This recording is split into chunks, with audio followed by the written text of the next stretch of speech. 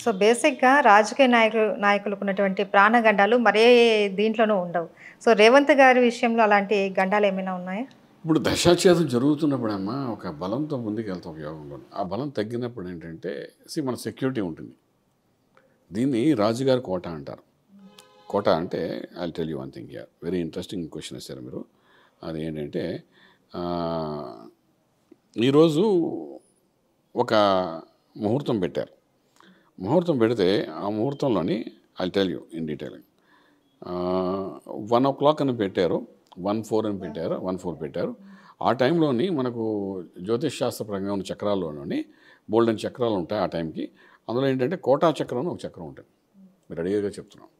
Quota చక్రం అంటే ఈ కోటను నిలబెట్టడానికి ఈ సమయంలో ఎలా ఉంది, దానికి రాజు ఎవడు, మంత్రి ఎవడు, సేనాపతి ఎవడు, ఆ కోటా చక్రం. కానీ ఇది అస్ట్రాలజికల్ సబ్జెక్ట్ అన్నమాట ఉంటుందన్నమాట. సో ఈయన ప్రమాణ స్వీకారం చేసేటప్పుడు ఆ సమయానికి మనం చూసుకుంటే కోట యొక్క స్వామి ఎవరు చూస్తే బుధుడు కనబడుతున్నాడు. అలాగే గాడ్ ఎవరు చూస్తుంటే రాహు కనిపిస్తున్నాడు. కోట చక్రం ఉంటుందన్నమాట. అది అందరికీ తెలుసు అస్ట్రాలజీకి. అంటే ఈ రాజు ఎవరు దీనికి రాజు, ఎవరు దీనికి కాపలాదారుడు అని ఉంటుంది. అలా ఉన్నప్పుడు అంటే రాజు అనేవాడు బుధుడు అనే గ్రహము, కాపలాదారుడు అనేవాడు రాహు అనే గ్రహం అన్నమాట. వీళ్ళిద్దరూ ఆ కోటలో ఎక్కడ ఉన్నారు ఈ ముహూర్తం టైంలో. ఇప్పుడు కాపలాదారుడు ఎక్కడ ఉండాలి? కోట బయట నుండి కాపలా కాయాలి, అంతే కదా, రాజు లోపల ఉండాలి. సో ఈయన చెప్పేటప్పుడు ఏంటంటే ఈ రాహు అనేవాడు ఏంటంటే కాపలా కాసేవాడు కోటకి కొంచెం బయట ఉన్నాడు, అంటే కొంచెం మధ్యలో ఉన్నాడు. అలాగే ఈ బుధుడు అనేవాడు కోట బయట ఉన్నాడు. రాజు అనేవాడు కోట బయట ఉన్నాడు, అంటే అన్సెక్యూర్డ్గా ఉన్నాడు. ఈ కోటా చక్రం అనేది ఆస్ట్రాలజికల్గాను మనం పెద్ద పెద్ద యుద్ధాలు జరిగినప్పుడు, అంటే మన పార్లమెంటు మీద దండయాత్ర జరిగినప్పుడు ఆ రోజు వేసిన కోటా చక్రం ప్రకారం బలహీనంగా ఉంది తెలిసింది. ఆ అర్థంలో వాళ్ళు అటాక్ చేయగలిగారు. సో ఇలా ఏంటంటే ఈ కోటా చక్రం మనకి ఏం చెప్తుందంటే 100% ఈ సమయంలోని చక్రానికి బలం ఉందా లేదా, ఆ ముహూర్తానికి బలం ఉందా లేదా.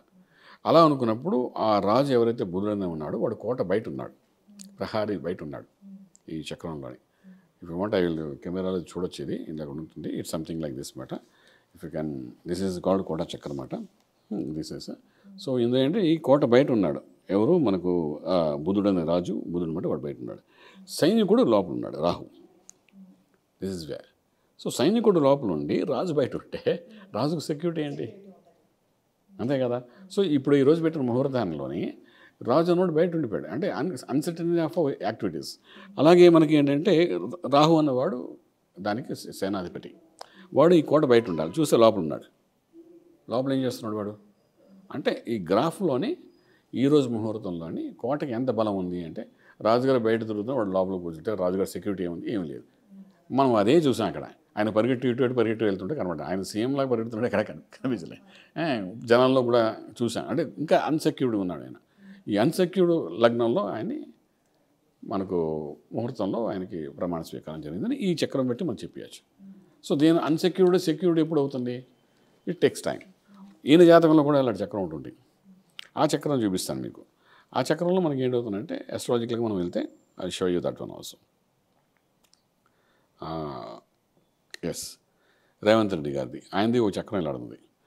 చూస్తే అందులో కోటా చక్రంలో ఈయన కోటకి రాజు ఎవరని తీసుకుంటే శుక్రుడు, గాడేమో చంద్రుడు. ఈయన పుట్టినప్పుడు శుక్రుడు బలంగా ఉన్నాడు, చంద్రుడు కూడా బలంగా ఉన్నాడు.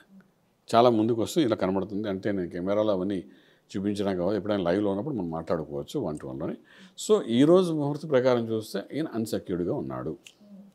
ముహూర్త బలం ప్రకారం చూసుకుంటే అన్సెక్యూర్డ్గా ఉన్నారు కాబట్టి బలం పెంచుకోవాలి, ఆయన నమ్మకం పెంచుకోవాలి, ప్రజల్లో నమ్మకం పెంచుకోవాలి, తన తోటి వాళ్ళతో నమ్మకం పెంచుకోవాలి. 4 నెలలు టైం ఉంది, 6 నెలలు పెంచుకుంటే సక్సెస్ఫుల్ అవ్వడానికి స్కోప్ ఉంది. లేకపోతే మనకు ఏప్రిల్ తర్వాత గురుబలం తగ్గినప్పుడు డెఫినెట్గా శత్రువు అనేవాడు వీడి మీద అటాక్ చేయడానికి ప్రయత్నం చేస్తాడు. శత్రువు అటాక్ చేస్తున్నప్పుడు మనం నిలబడగలుగుతాం లేదా, ఇదంతా ఒక ప్రశ్న. దాని గురించి మనం ఒక ఎపిసోడ్ చేద్దాం జూన్లోని. పరిస్థితి తెలిసిపోతుంది కదా, ఏప్రిల్లో మనం తెలిసిపోతుంది కానీ మార్చిలో మనం చేయొచ్చు. నేను ఏం చెప్పాను అలాగే వెళ్తుంది ఇక, ఎందుకంటే ఈ చక్రాన్ని మించి అనుకోవట్లేదు. So will see, wait and see. As on today is okay, గురువులంతా ముందుకు వెళ్తున్నాం కాబట్టి మనం ఆయన అభినందించాలి, చేస్తున్నాం. ప్రాక్టికల్గా చూస్తే ఆయన గెలిచారు సీఎం, ఇంకో రకంగా చూస్తే కేసీఆర్ గారు ఓడిపోయినట్టుగా. కారణాలు రెండింటికి నేను సైంటిఫిక్గా ఆస్ట్రాలజికల్గా రీజన్స్ ఇచ్చాను. I'm not supporting any planet, any party. లాజికల్గా చెప్పాను ఇది రీజన్, ఎందుకు ఆయన అవుట్ అయ్యాడు, ఈయన ఎందుకు ఇన్ అయ్యాడు అని. So we'll wait and see rest of the things. అది సార్.